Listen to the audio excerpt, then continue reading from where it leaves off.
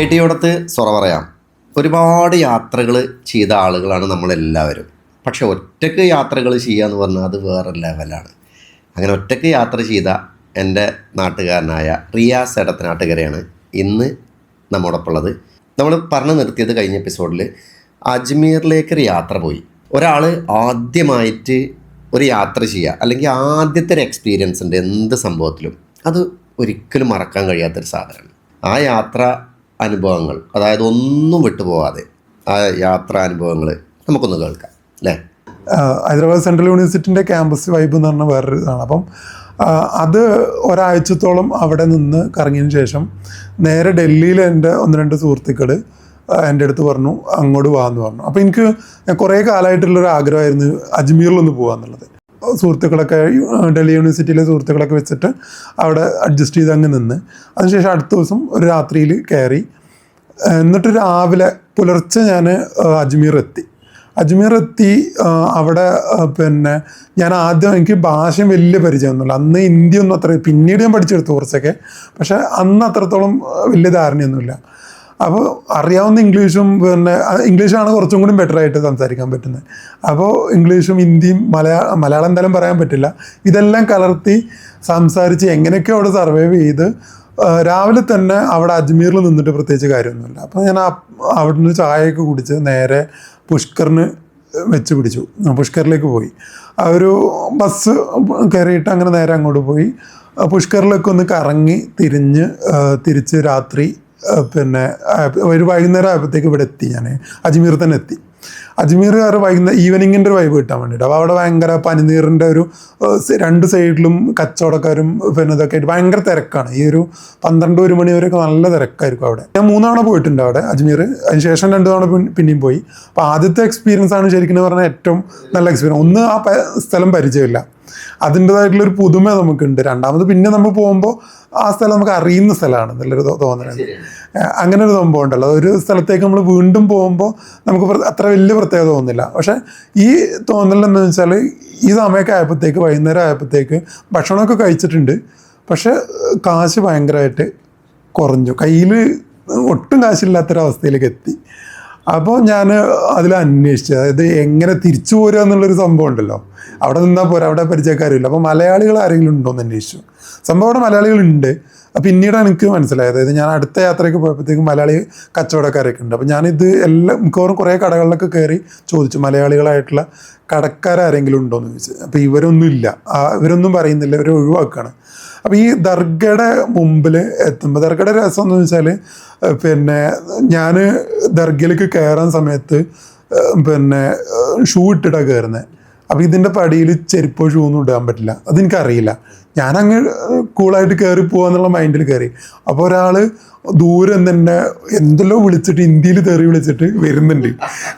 താടിയൊക്കെ വെച്ചൊരു ആളാണ്. അവിടുത്തെ പിന്നെ ആത്മീയമായിട്ടുള്ള എന്തോ ഒരു ഇതിനകത്ത് പള്ളിയായിട്ട് ബന്ധപ്പെട്ട് നിൽക്കുന്ന, ദർഗയായിട്ട് ബന്ധപ്പെട്ട് നിൽക്കുന്ന ഒരാളാണ്. അപ്പോൾ നമ്മൾ ഈ ഒരു സംഭവം നമ്മൾ ആലോചിക്കുന്നില്ല. ഇതിനകത്ത് സ്റ്റെപ്പാണ്, ജസ്റ്റ് പടി കടന്ന് കയറുമ്പോൾ തന്നെ നമുക്ക് മനസ്സിലാവില്ല ഇതാണ് പ്രശ്നം എന്ന് മനസ്സിലാവില്ല. കാരണം നമുക്ക് പള്ളിക്കകത്തൊക്കെ ആണെങ്കിൽ നമുക്ക് മനസ്സിലാവുമല്ലോ. അവിടെ ഇത് പള്ളിക്കകത്തേക്കല്ല കയറുന്നത്, ഇതിൻ്റെ കവാടം കടന്ന് കയറുമ്പോൾ തന്നെ ഈ പ്രശ്നം വരുന്നുണ്ട്. അവിടെ കയറുമ്പോഴേ നമ്മൾ ചെരുപ്പ് ഊരി വെച്ചിട്ട് വേണം കയറാൻ. ഇതെനിക്കറിയില്ല. അപ്പോൾ ഇയാൾ ഇവിടുന്ന് വന്നിട്ട് ഇതെന്താ ഇയാൾ പറയുന്നതെന്ന് മനസ്സിലാവുന്നില്ല. അപ്പം ഞാൻ കുറേ അത്ഭുതപ്പെട്ട് അങ്ങനെ നിന്ന് പിന്നെ അവസാനം മനസ്സിലായി ഇത് സംബന്ധം. പിന്നെ ചെരുപ്പൊക്കെ അവിടെ ഊരിയിട്ട് ഒന്ന് കയറി ഇറങ്ങി. പിന്നെ ഇതെന്താ ചെയ്യേണ്ടതെന്ന് അറിയില്ല.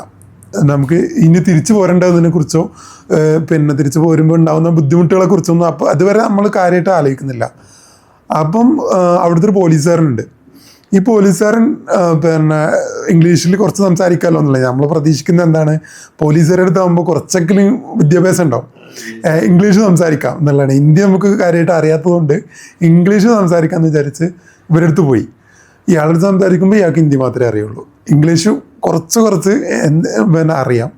ഒരുവിധമൊക്കെ പറഞ്ഞ് സംസാരിച്ച് ഇയാൾ എന്നെ എങ്ങനെയെങ്കിലും ഒഴിവാക്കണം എന്നുള്ള മൈൻഡായി. അയാളപ്പോൾ ആ സമയത്ത് യാക്കൂബായ് എന്ന് പറഞ്ഞ ഒരാൾ പിന്നെ ഇങ്ങോട്ട് വരുന്നുണ്ട്. ഈ അവിടുത്തെ സ്വീപ്പിംഗ് തൊഴിലാളി എന്നോ തോന്നുന്നുണ്ട്. അപ്പം ഇയാൾ എൻ്റെ അടുത്ത് പറഞ്ഞു, ഇവിടുന്ന് ദർഗയിൽ ഇങ്ങനെ കാശില്ലാതൊക്കെ ബുദ്ധിമുട്ടുന്ന ആളുകൾ ഉണ്ടെങ്കിൽ അവരെ നാട്ടിലേക്കൊക്കെ പിന്നെ കയറ്റിവിടാനൊക്കെയുള്ള സംവിധാനം ദർഗയിലുണ്ട്. അതായത് പൈസ കൊടുക്കുക അല്ലെങ്കിൽ എന്തെങ്കിലും സംവിധാനം അവർ ആക്കിത്തരും. പക്ഷെ ആ കമ്മിറ്റി ഈ വൈകുന്നേരം ഇല്ല, ഒരു ഓഫീസ് അടച്ചിട്ടുണ്ടാവും. അപ്പോൾ ഞാൻ ലോക്കാണ്, കാരണം എനിക്ക് പിന്നെ പോകാൻ പറ്റില്ല. വൈകുന്നേരമാണ് ഞാൻ അവിടെ നിൽക്കുന്നത്, ആ സമയം സർവൈവ് ചെയ്യണം. അത് ഭയങ്കര ബുദ്ധിമുട്ടാണ്. അപ്പോൾ ഇയാൾ എൻ്റെ അടുത്ത് പറഞ്ഞു ഇയാളെ കൂടെ പൊക്കോന്ന് പറഞ്ഞു, ഈ യാക്കൂബായിൻ്റെ കൂടെ പൊക്കോന്ന് പറഞ്ഞു. പോലീസുകാരൻ എന്നെ ഒഴിവാക്കാൻ വേണ്ടി പറഞ്ഞതാണ്, അത് നമുക്ക് മനസ്സിലാവും ശരിക്കും. അപ്പോൾ പൊക്കോന്ന് പറഞ്ഞു. ഞാൻ ഇയാളുടെ കൂടെ ഇയാളാണെങ്കിൽ ഭയങ്കര പിന്നെ രസമായിട്ട് എന്തൊക്കെയോ ഒരു പിന്നെ താഴെ തട്ടിൽ വർക്ക് ചെയ്യുന്നൊരു തൊഴിലാളിയാണ്. അപ്പോൾ ഇവിടെ എല്ലാ മനുഷ്യന്മാരായിട്ടും പരിചയമുണ്ട്. ഇയാൾ എല്ലാ കടകളിലും കയറുന്നുണ്ട്. കടകളിൽ കയറിയിട്ട് അവിടെ നിന്ന് കാശ് മേടിക്കുന്നുണ്ട്. എനിക്കത് മനസ്സിലാവുന്നില്ല ഇത് എന്താ സംഭവം നടക്കുന്നതെന്നില്ലേ. 1-2 കടകളിൽ കയറിയപ്പോൾ ഇയാൾ സംസാരത്തിൽ നിന്ന് നമുക്ക് അറിയാവുന്ന ഇന്ത്യയൊക്കെ വെച്ചിട്ട് ഇയാൾ ലിറ്ററലി എന്നെ വിൽക്കുക എന്നുള്ളത് എനിക്ക് മനസ്സിലായി. അതായത് എന്നെ കാണിച്ചിട്ട് ഞാൻ ഇവിടുന്ന് വന്ന ആളാണെന്ന് പറഞ്ഞിട്ട് ഇയാൾ കാശ് മേടിക്കുക ചെയ്യുന്നത്. ആ കടകളിൽ നിന്നെല്ലാം എൻ്റെ പേരിൽ ഇയാൾ കാശ് മേടിച്ചുകൊണ്ടിരിക്കുക. കുറേ ദൂരം പോയി, ഒരു 8-10 കടകളിൽ കയറിയിട്ട് ഇയാൾ ഒരു 100 രൂപ 150 രൂപയൊക്കെ വെച്ചിട്ട് ഇയാൾ മേടിക്കുന്നുണ്ട്. ഒരു 1000 രൂപേൻ്റെ അടുത്ത് മിനിമം ഇയാൾ മേടിച്ചിട്ടുണ്ട്. അപ്പോൾ ഇത് എനിക്ക് മനസ്സിലായി ഇയാൾ എന്നെ വിറ്റുകൊണ്ടിരിക്കുകയാണെന്നുള്ളത്. അപ്പം എൻ്റെ അടുത്ത് ഇങ്ങനെ പോയപ്പോൾ ഞാൻ ചോദിച്ചു ഇനി എന്താ ചെയ്യേണ്ടത്. അപ്പോൾ ഇയാൾ പറഞ്ഞു എനിക്ക് മനസ്സിലായത് ഇയാളുടെ കൂടെ അവിടെ താമസിക്കാം, രാവിലെ പിന്നെ കമ്മിറ്റിയിൽ വന്നിട്ട് പിന്നെ അവിടെ നിന്ന് എന്തെങ്കിലും സംവിധാനം അറേഞ്ച് ചെയ്തിട്ട് തിരിച്ചു പോവാം എന്നുള്ള കാര്യം ഇയാളത്ത് പറഞ്ഞു. ഇയാൾ പറഞ്ഞിട്ട് ഞാൻ എന്ത് ചെയ്തെന്ന് വെച്ചാൽ പിന്നെ ഇയാളിങ്ങനെ എന്നെ ഈ രീതിയിൽ ചെയ്തുകൊണ്ടിരിക്കുന്ന മനുഷ്യനാണ്. അപ്പോൾ എനിക്ക് വിശ്വാസമില്ലാതെ എന്താ ഇപ്പം ഇയാളുടെ കൂടെ പോയി കഴിഞ്ഞാൽ ഞാൻ എന്താവും എന്നുള്ളതിനെ കുറിച്ചൊരു ഇത് മുമ്പ് ഇങ്ങനത്തെ ഒരു എക്സ്പീരിയൻസ് ഒന്നും ഇല്ലല്ലോ. അപ്പോൾ നമുക്കൊരു പേടിയുണ്ട് ചെറുതായിട്ട്. ഫോൺ ഇവിടെ എത്തിയപ്പോഴത്തേക്ക് വെള്ളത്തിൽ വീണിട്ട് ആരെയും കോൺടാക്ട് ചെയ്യാൻ പറ്റാത്ത അവസ്ഥയാണ്. അപ്പോൾ ഞാനിവിടുന്ന് എന്ത് ചെയ്തു, ഇങ്ങനെ പോയി തിരിച്ച് റെയിൽവേ സ്റ്റേഷനിലേക്ക് വഴി ചോദിച്ചു ഇയാളുടെ അടുത്ത്. ഇയാൾ പറഞ്ഞു നേരെ വിട്ടോ എന്ന് പറഞ്ഞു. വഴി കാണിച്ചു തന്നു. നേരെ പോയി റെയിൽവേ സ്റ്റേഷനിൽ പോയിട്ട് അവിടുന്ന് കള്ളവണ്ടി കയറാം എന്നുള്ള മൈൻഡിലാണ് ഞാൻ നിൽക്കുന്നത്. എൻ്റെ ഒരു പ്ലാൻ എന്താണെന്ന് വെച്ചാൽ നേരെ ആഗ്രയിലേക്ക് കയറാം, ആഗ്രയിൽ വന്നിട്ട് പിന്നെ ഡൽഹിക്ക് വരാം. ഡൽഹിയിൽ വന്നാൽ ഏതെങ്കിലും രീതിയിൽ സർവൈവ് ചെയ്യാം, കാരണം പരിചയക്കാർ അവിടെ ഉണ്ട്, കുറച്ച് പേര് യൂണിവേഴ്സിറ്റിയിൽ പഠിപ്പിക്കുന്ന ആളുകളുണ്ട്, പിന്നെ അതുപോലെ തന്നെ പഠിക്കുന്നവരുണ്ട്. അപ്പം അങ്ങനെ സർവൈവ് ചെയ്യാം, എന്തെങ്കിലും ചെയ്യാമെന്നുള്ളൊരു മൈൻഡാണ്. അജ്മീർ നിന്നിട്ട് ഒരു കാര്യമില്ല. അപ്പം ഞാൻ ഈ സമയത്ത് ഇങ്ങനെ രാത്രി കയറിയിട്ട് പിന്നെ ഇവിടെ ആഗ്രയിൽ ഇറങ്ങിയപ്പോൾ ഈ സമയത്ത് ഏകദേശം 100 രൂപേൻ്റെ മുകളിൽ കയ്യിലുണ്ട്. പിന്നെ എന്തെങ്കിലും ലാസ്റ്റ് സമയത്ത് ഉപയോഗിക്കുക എന്നുള്ള മൈൻഡിൽ 100-150 രൂപ കണ്ട് എൻ്റെ കയ്യിലുണ്ട്. അപ്പോൾ ഈ പൈസയും വെച്ചിട്ട് പിന്നെ ഇങ്ങനെ നിൽക്കുന്ന സമയത്ത് ഇവിടുന്ന് കാൻഡ് റെയിൽവേ സ്റ്റേഷൻ എന്ന് പറഞ്ഞ റെയിൽവേ സ്റ്റേഷൻ വേറെ ഉണ്ട് ആഗ്രയിൽ. അവിടെ നിന്നാണ് ഡൽഹിക്കുള്ള ട്രെയിനുള്ളത്. അപ്പം ഞാൻ വന്നിറങ്ങിയിരിക്കുന്നത് വേറെ സ്ഥലത്താണ്. അപ്പോൾ ഇവിടുന്ന് കുറച്ച് ദൂരമുണ്ട്, അവിടുന്ന് ഓട്ടോ എന്തോ പിടിച്ചിട്ടേ പോകാൻ പറ്റുള്ളൂ. അപ്പോൾ ഇതിന് കാശ് കൊടുത്തപ്പോൾ ഇയാൾ പിന്നെ 10 രൂപ 20 രൂപ ഷെയർ ഓട്ടോ ഒക്കെ പിടിച്ച് പോകാൻ പറ്റും. ഞാൻ അങ്ങനെ ഷെയർ ഓട്ടോ കയറിയതാണ്, പക്ഷേ ഇയാൾ കുറച്ചും കൂടി പൈസ കൂടുതൽ മേടിച്ചു. അപ്പോൾ 80 രൂപയോ 70 രൂപ എങ്ങാണ്ട് വേണമെന്ന് തോന്നുന്നു. അതോടുകൂടി കയ്യിലുള്ള കാശ് ഏകദേശം കുറഞ്ഞു. പിന്നെ അപ്പോഴത്തേക്കും എന്തോ പഴം എന്തോ മേടിച്ച് രാവിലെ ഭക്ഷണമൊക്കെ തൽക്കാലം അഡ്ജസ്റ്റ് ചെയ്തിട്ടുണ്ട്. അപ്പോൾ അവിടെ ഈ കാൻഡ് റെയിൽവേ സ്റ്റേഷനിൽ ചെന്നിട്ട് ഇരുന്ന് പിന്നെ ഒരു പയ്യൻ ഉണ്ട്, ഒരു കോളേജിലെങ്ങും പഠിക്കുന്ന പയ്യനാണ്. അപ്പോൾ ഇവനിങ്ങനെ ഹെഡ്സെറ്റൊക്കെ വെച്ച് ഇങ്ങനെ ഇരിക്കുന്നുണ്ട്. അപ്പോൾ ഞാൻ ഇവൻ്റെ അടുത്ത് കാര്യം പറഞ്ഞു, എൻ്റെ അടുത്ത് ഇങ്ങനെയാണ് അവസ്ഥ എന്ന് പറഞ്ഞു. അപ്പോൾ ഇവന് പോക്കറ്റിൽ നിന്ന് പേഴ്സ് എടുത്ത് കാണിച്ചിട്ടാണ് എൻ്റെ കയ്യിൽ കാശില്ലായിരുന്നു. അപ്പോൾ ഞാൻ ഇവൻ്റെ അടുത്ത് കാശ് ചോദിക്കാമെന്നാണ് ഇവൻ വിചാരിച്ചത്. ആക്ച്വലി എനിക്ക് ഏതെങ്കിലും രീതിയിൽ ഹെൽപ്പ് ചെയ്യാൻ പറ്റുമെന്നുള്ളതാണ് ഞാൻ ചോദിച്ചത്. ഇവൻ്റെ അടുത്താണെങ്കിൽ പാസ് പോലെ എന്തോ സംഭവമുണ്ട്. അവൻ സ്ഥിരമായിട്ട് പോയി വരുന്ന ആളാണ്, ഡൽഹിക്ക് പോകുന്നതാണ്. അപ്പോൾ പാസ് എന്തോ ഉണ്ട്. അപ്പം ഞാൻ എന്തെന്ന് വെച്ചാൽ ഞാൻ ഇവൻ്റെ അടുത്ത് കമ്പനിയായി, എന്തായാലും സംസാരിച്ച് കുറച്ചൊക്കെ ഇംഗ്ലീഷും അറിയാം ഇവന്. അപ്പോൾ കാര്യം എൻ്റെ അടുത്ത് ഞാനിങ്ങനെ യാത്ര ചെയ്ത് വരുന്നതാണ്, 10-15 ദിവസത്തോളമൊക്കെ ആയിട്ട് യാത്ര ചെയ്യുന്നതാണ് എന്ന് പറഞ്ഞപ്പോൾ ഇവനും ഇൻട്രസ്റ്റഡ് ആയി. അപ്പോൾ നമ്മളാണെങ്കിൽ തന്നെ ഇപ്പോൾ ഒരാൾ അങ്ങനെ വന്നാൽ യാത്ര ചെയ്ത് വന്നതാണെന്നുള്ളൊരു താല്പര്യം, ആ താല്പര്യം ഇവനുണ്ട്. അപ്പോൾ ഇവൻ എൻ്റെ അടുത്ത് മാക്സിമം ഹെൽപ്പ് ചെയ്യാൻ, ഇവൻ്റെ അടുത്ത് കാശൊന്നുമില്ല പക്ഷേ ഹെൽപ്പ് ചെയ്യാമെന്ന് പറഞ്ഞു. അങ്ങനെ ഇവൻ്റെ അക്കൗണ്ടിൽ ഞാൻ എൻ്റെ ഫേസ്ബുക്കിൽ കയറി ലോഗിൻ ചെയ്ത് എൻ്റെ ഫ്രണ്ട്സ് അവിടെ ഇരിക്കുന്നുണ്ട് ഡൽഹി യൂണിവേഴ്സിറ്റിയിലെ, ഇവരുടെ അടുത്ത് നമ്പർ മേടിച്ച് ഞാൻ ഡയറിയിൽ നോട്ട് ചെയ്ത്, എൻ്റെ അടുത്ത് നമ്പറില്ല, ഡയറിയിൽ നോട്ട് ചെയ്ത് എന്നിട്ട് ഇവരെ വിളിച്ച് പറയുകയും ചെയ്ത് ഞാൻ ഇങ്ങനെ വരുന്നുണ്ട്, ഡൽഹിയിലേക്ക് വരുന്നുണ്ട്, നിങ്ങളൊന്ന് വരണം എന്ന് പറഞ്ഞു. പോകുന്നതിനിടയിൽ രസം എന്താണെന്ന് വെച്ചാൽ ടി ടി വന്നപ്പോൾ ഞാൻ മുകളിൽ കയറിയിട്ട് ഇവൻ പറഞ്ഞ് ഇങ്ങനെ മുകളിൽ കയറിയിട്ട് കിടന്നോ ഉറങ്ങുവാണ്, എന്ത് വിളിച്ചാലും എണീക്കണ്ട. അപ്പോൾ ടി ടി വന്ന് വിളിച്ച് ഞാൻ നല്ല ഉറക്കം അഭിനയിച്ച് അവിടെ കിടന്ന്. അപ്പോൾ ടിക്കറ്റ് ഇല്ലല്ലോ കയ്യിൽ. അപ്പോൾ ഇയാൾ അങ്ങനെ പോയി, അവസാനം ഗതി കെട്ട് ഇയാൾ പോയി.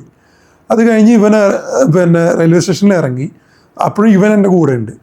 ഇവൻ പറഞ്ഞു ഞാൻ ഹെൽപ്പ് ചെയ്യാമെന്നും പറഞ്ഞിട്ട് ഇവൻ പറഞ്ഞു പിന്നെ പുറത്ത് ചിലപ്പോൾ ചെക്കിങ് ഉണ്ടാവും, ടിക്കറ്റ് ഇല്ലാത്തതിൻ്റെ ചെക്കിങ് ഉണ്ടാവും, നീ എന്തായാലും വാ എന്ന് പറഞ്ഞിട്ട് എന്നെ പിടിച്ച് ഒരു പ്ലാറ്റ്ഫോം, ഒരു പിന്നെ പാലം പോലെ, ഒരു ബ്രിഡ്ജ് പോലെ ഒരു സംഭവമുണ്ട്. ഈ ബ്രിഡ്ജിൻ്റെ സൈഡിലൂടെ കൊണ്ട് ഒരു 4-5 എണ്ണം ഉണ്ട് അങ്ങനത്തെ ബ്രിഡ്ജുകൾ. അപ്പോൾ ഇതിലേതോ ഒരെണ്ണം ഇവൻ പറഞ്ഞു ഇവിടെ ചെക്കിങ് കുറവായിരിക്കും എന്ന് പറഞ്ഞാൽ അതിലേറെ എന്നെ കൊണ്ടുപോയി. ഇങ്ങനെ പോയിട്ട് നമുക്ക് മെട്രോയിലേക്ക് പോകാം എന്നുള്ള പ്ലാനിലാണ്. ഈ മെട്രോയിൽ പോകുന്ന ഈ വഴിയിൽ വെച്ചിട്ട് ചെക്കിങ് നടക്കുന്നുണ്ട്. അപ്പോൾ ഇവൻ എന്നെ പിടിച്ചിട്ട് വേറെ പാലമുണ്ട് അങ്ങോട്ട് പോകാമെന്ന് പറഞ്ഞ് പോയി, അവിടെയും ചെക്കിങ് നടക്കുന്നുണ്ട്. എൻ്റെ കഷ്ടകാലത്തിന് അവിടെയും ചെക്കിങ് നടക്കുന്നുണ്ട്. അപ്പം ഞാൻ എന്ത് ചെയ്തു, ഈ പാലത്തിലൂടെ പോയിട്ട് ഞാൻ രണ്ടാമതും പോയപ്പോഴത്തേക്ക് ഞാൻ പിന്നെ അടുത്ത് പറഞ്ഞു നീ വാ എന്ന് പറഞ്ഞ് വിളിച്ച് കൊണ്ടുപോയിട്ട് ഒരു ധൈര്യത്തിൽ അങ്ങ് പോയി. ധൈര്യത്തിൽ പോയിട്ട് ഡൽഹി പോലീസാണ്, ചിലപ്പം ഇവന്മാർ പിന്നെ അടിക്കും ഇവന്മാർ, അങ്ങനെ ഒരു പ്രശ്നമുണ്ട്, അടി കിട്ടാൻ ചാൻസ് ഉണ്ട്. ഡൽഹി പോലീസിന് അങ്ങനെ ഒരു സംഭവമുണ്ട്. അത് എനിക്ക് നേരത്തെ അറിയാം ഈ സംഭവം. എനിക്കല്ല, ഞാൻ കണ്ടിട്ടുണ്ട്, നേരിട്ട് കണ്ടിട്ടുണ്ട്. ഇവന്മാർ നമ്മൾ കുറച്ച് അടിക്കാൻ പറ്റുന്ന ഒരാളാണ് തോന്നിക്കഴിഞ്ഞാൽ ഇവന്മാർ അടിക്കും. അടിയാണ് ഇവരുടെ ഏറ്റവും ഇഷ്ടം. മറ്റുള്ള സാധനങ്ങൾ നമുക്ക് എന്താണ് കുഴപ്പമില്ല, സംസാരിച്ച് തീർക്കാവുന്നതാണ്. പക്ഷേ ഈ ഒരു വിഷയമുണ്ട്. അപ്പോൾ ഇതൊരു ചെറിയ പേടിയുണ്ട് നമുക്ക്. പക്ഷെ അങ്ങ് പോയിട്ട് ഞാൻ പറഞ്ഞു ഞാൻ ഫസ്റ്റ് പോകാമെന്ന് പറഞ്ഞു. ഫസ്റ്റ് പോയിട്ട് ഇവൻ്റെ അടുത്ത് ഞാൻ പറഞ്ഞു ഇതാക്കിയപ്പോൾ ടിക്കറ്റ് എവിടെയാണെന്ന് ചോദിച്ചു. അപ്പോൾ ഞാൻ പറഞ്ഞു പിന്നെ ടിക്കറ്റ് ഇങ്ങനെ തിരയുന്ന പോലെ ആക്ട് ചെയ്ത്, പോക്കറ്റിലൊക്കെ തിരയുന്ന പോലെ. അപ്പോൾ ഇവൻ കയറി, ആ ഗ്യാപ്പിൽ ഇവനങ്ങ് കയറി. ഇവൻ കയറിയപ്പോൾ ഇവൻ്റെ ടിക്കറ്റ് കാണിച്ചപ്പം ഇവനെ ശ്രദ്ധിക്കുന്ന സമയം കൊണ്ട് ഞാൻ അവിടുന്ന് പോയി. കുറച്ച് ദൂരം കഴിഞ്ഞിട്ട് ഞാൻ തിരിഞ്ഞു നോക്കാതെ ഒറ്റ പോയിട്ട് അപ്പോഴത്തേക്ക് ഇവൻ വന്ന് ഇയാൾ ശ്രദ്ധിച്ചില്ല, എന്തോ ഭാഗ്യത്തിന് ഇയാൾ എന്നെ ശ്രദ്ധിച്ചിട്ടില്ല, പിന്നാലെ ഓടിയില്ല. അപ്പോൾ അടുത്ത ആൾ നോക്കുക, ഇവരിങ്ങനെ വന്നുകൊണ്ടിരിക്കല്ലേ ആളുകൾ. അപ്പോൾ ഇയാൾ അതിൽ കോൺസെൻട്രേറ്റ് ചെയ്ത് ഞാൻ രക്ഷപ്പെട്ട് ഇവൻ ഇതേപോലെ പോയി. പിന്നെ ഇവൻ ഒരുമിച്ച് ഞങ്ങൾ മെട്രോ കയറുന്നത്. അപ്പോഴത്തെ മെട്രോയിൽ ടിക്കറ്റ് എടുക്കാനുള്ള കാശ് എൻ്റെ കയ്യിലുണ്ട്, 10 രൂപ 20 രൂപ കണ്ടുള്ളൂ, അതിലുണ്ട്.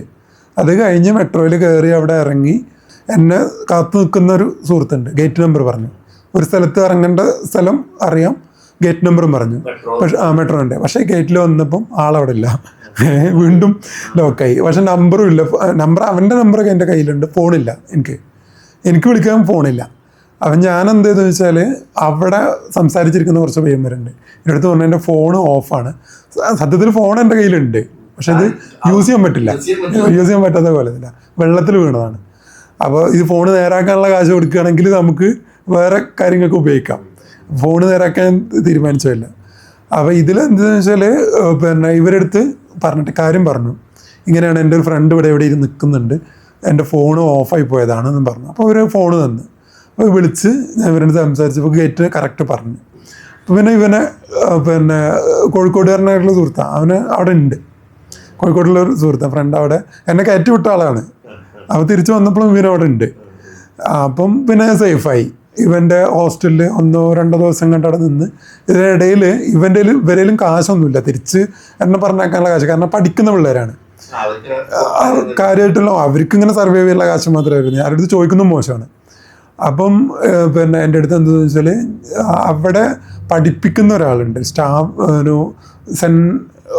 പിന്നെ ഡൽഹി യൂണിവേഴ്സിറ്റിയിലെ ഒരു കോളേജാണ്. കോളേജിൻ്റെ പേര് എനിക്ക് ഹിന്ദു കോളേജല്ല, വേറൊരു കോളേജുണ്ട്. അപ്പം ഈ കോളേജിൽ പഠിപ്പിക്കുന്ന മലയാളിയായിട്ടുള്ള കോഴിക്കോട്ടുള്ള ഒരാളുണ്ട്. പിന്നെ പുള്ളി അത്യാവശ്യം പരിചയമുള്ള ആളാണ്. പുള്ളിനെ ഞാൻ ഇതേപോലെ മെസ്സേജ് അയച്ച് ഞാനിവിടെ ഉണ്ടെന്ന് പറഞ്ഞു, പുള്ളി നമുക്ക് കാണാമെന്ന് പറഞ്ഞു. എന്ന് പറഞ്ഞ് പുള്ളി നമുക്ക് ചായയൊക്കെ മേടിച്ചെന്ന് കോളേജിൻ്റെ ഫ്രണ്ടിൽ നിന്നിട്ട് സംസാരിച്ചു കുറേ. അപ്പോൾ പുള്ളീൻ്റെ അടുത്ത് മുമ്പ് ഞാൻ പറഞ്ഞു ഞാൻ കുറച്ച് കഷ്ടത്തിലാണെന്ന് പറഞ്ഞു. അപ്പോൾ ഞാൻ ചോദിച്ചൊന്നുമില്ല, പക്ഷെ പുള്ളി എൻ്റെ അടുത്ത് ഇങ്ങോട്ട് പറഞ്ഞു അത് എനിക്ക് ബുദ്ധിമുട്ടല്ലേ, ഞാൻ ടിക്കറ്റ് എടുത്തരാമെന്ന് പറഞ്ഞു. പുള്ളി എനിക്ക് ഹൈദരാബാദ് ടിക്കറ്റ് എടുക്കാനുള്ള ഒരു എമൗണ്ട് എന്നുള്ള രീതിയിൽ ചെറിയൊരു എമൗണ്ട് തന്ന്. ഞാൻ പിന്നെ ഹൈദരാബാദത്തേക്ക് ചെറിയ പനിയൊക്കെ വന്നിട്ടുണ്ട്. പിന്നെ ഹൈദരാബാദ് വന്ന് 2 ദിവസം കൂടെ അവിടെ നിന്നിട്ടാണ് പിന്നെ തിരിച്ചു പോരുന്നത്. അതിനുള്ള കാശ് എനിക്ക് പുള്ളി തന്ന്. പിന്നെ നാട്ടിലെത്തിയപ്പോൾ തിരിച്ച് അയച്ചു കൊടുക്കുകയും ചെയ്തേ, കാശ് സെറ്റിൽ ചെയ്ത് കൊടുത്ത്. കാരണം ഇത് പോകുമ്പോൾ നമ്മളില്ല കാശ്, എന്തെങ്കിലും ചെയ്യും. ഞാൻ ഹൈദരാബാദ് വരെ പോയിട്ട് തിരിച്ചു പോരാന്നുള്ളതാണ് എൻ്റെ പ്ലാന്. പക്ഷേ ഇവിടുന്ന് 5-6 ദിവസം അവിടെ നിന്ന് അത് കഴിഞ്ഞിട്ട് പിന്നെ പെട്ടെന്നൊരു പ്ലാനാണ് പോവാന്നുള്ളത്. കാശൊക്കെ എന്തെങ്കിലും ചെയ്യാന്നുള്ള മൈൻഡിൽ അങ്ങ് പോയി. പക്ഷേ ഇത് കയ്യിൽ നിന്നില്ല ഈ സംഭവം. പിന്നെ ആ സമയത്ത് ആരെങ്കിലും രക്ഷിക്കാൻ ഉണ്ടാവും എന്നുള്ളൊരു കോൺഫിഡൻസ് ഉണ്ട്. ഈ പറഞ്ഞ പോലെ ഒരു സൂഫികൾ ഇപ്പോൾ പണ്ട് നമ്മളിപ്പോൾ ഈ ബഷീറിൻ്റെ ഒക്കെ കഥ വായിക്കുമ്പോൾ പുള്ളിക്കാരൻ കാശില്ലാതെ നടക്കുന്ന ജന്മദിനമൊക്കെ പോലുള്ളൊരു കഥകൾ നമ്മൾ വായിച്ചിട്ടുള്ളത്. അതുപോലൊരു എക്സ്പീരിയൻസ് അത്രക്കില്ല, പക്ഷെ എന്നാലും അതുപോലെ നമ്മളെ ലിറ്ററലി നമ്മളെ വിൽക്കുകയാണ് ഒരാൾ നിന്നിട്ട്. പിന്നെ അതിനുശേഷം 2-3 തവണ ഞാൻ അജ്മീർ പോയിട്ടുണ്ട്. പക്ഷെ അന്നൊന്നും ഇത്ര നല്ലൊരു എക്സ്പീരിയൻസ് കിട്ടിയില്ല. അന്ന് അവിടെയുള്ള ആളുകളെ ഹെൽപ്പ് ചെയ്യാണ്ടായിരുന്നു, കയ്യിൽ കാശുണ്ടായിരുന്നു, ഇതൊന്നും ബുദ്ധിമുട്ടുണ്ടായിരുന്നില്ല. അത് വേറൊരു തരം എക്സ്പീരിയൻസ്. എന്നാലും അജ്മീർ എപ്പോഴും നല്ലൊരു എക്സ്പീരിയൻസിന് തന്നിട്ടുള്ളൂ. ഇനിയുണ്ട് ഒരുപാട് കഥകൾ പറയാണ്. കാരണം ഒറ്റയ്ക്ക് യാത്ര ചെയ്യുന്ന ഒരാൾ എന്ന് പറഞ്ഞു കഴിഞ്ഞാൽ ഒരുപാട് ജീവിതാനുഭവങ്ങളുണ്ട്. അത് ഈ 2 എപ്പിസോഡ് കൊണ്ട് തീർക്കുക എന്നുള്ളത് തന്നെ ഭയങ്കര ടാസ്ക്കുള്ളൊരു കേസാണ്. ഏതായാലും വളരെ സന്തോഷം. കാരണം ഞാൻ ഈ പരിപാടിയൊക്കെ തുടങ്ങുന്ന സമയത്ത് ഇതൊക്കെ ഞാൻ ആലോചിച്ചിരുന്നു. പക്ഷേ ഈ ഒരു ട്രാവൽ സംഭവവുമായി ബന്ധപ്പെട്ട് ഞാൻ ഒരിക്കലും പ്രതീക്ഷിച്ചിരുന്നില്ല ഇങ്ങനെ ഒരു എപ്പിസോഡ് എനിക്ക് ചെയ്യണം എന്നുള്ളത്.